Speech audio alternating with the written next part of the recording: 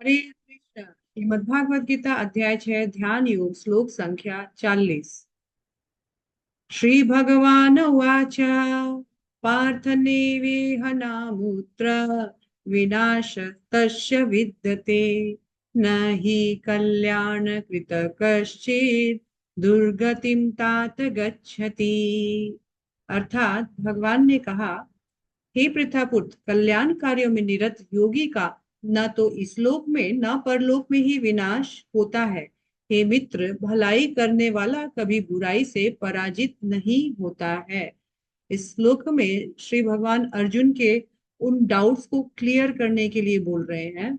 वो उत्तर दे रहे हैं कि अर्जुन के मन में डाउट था कि जो असफल योगी है, जो मान लीजिए कि स्टार्ट तो करता है लेकिन वो अगर सक्सेस नहीं होता है, उसमें कंप्लीट नहीं कर पाता है, तो उसका क्या गति होता है। तो भगवान बोल रहे हैं कि देखो पार्थ, पार्थ यानी मेरी जो बुआ है पृथा, उसका बेटा। यहाँ भगवान अपना जो अर्जुन के साथ जो अपना आत्मय, बहुत परम आत्मय जो अपनापन जो है, स्वजन भाव जो है, वो दिखा रहे हैं। प्रीतिपूर्वक उसको, अर्जुन को अपना मानते हैं और प्रीतिपूर्वक अपना मानते हुए उनको पार्थ बोलकर समझा रहे हैं। साथ में ही भगवान अर्जुन को तात भी बोल रहे हैं।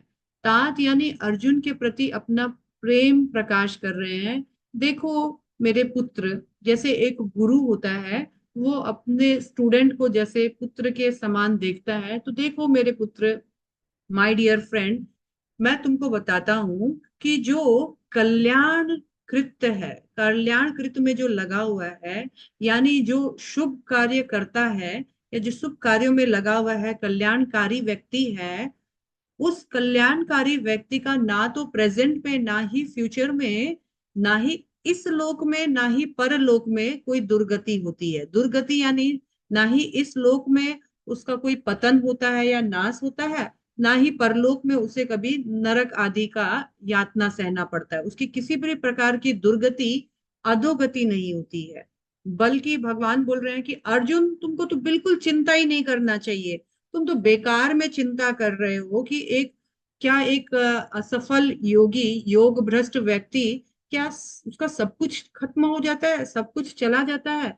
ऐसा बिल्कुल भी नहीं है। भगवान ने यहाँ पर साफ साफ बताया है कि उसका कभी विनाश नहीं होता है, क्योंकि वो भले कृत्य में, भले कार्य में लगा हुआ है। तो हमेशा जो भलाई है, जो करता है, तो हमेशा जो भला करता है वो हमेशा बुरा को पराजित करता है। तो भगवान बोल रहे हैं, तुम बेकार में डर रहे हो, उसका कभी किसी भी अवस्था में पतन नहीं होता है। हरे कृष्ण।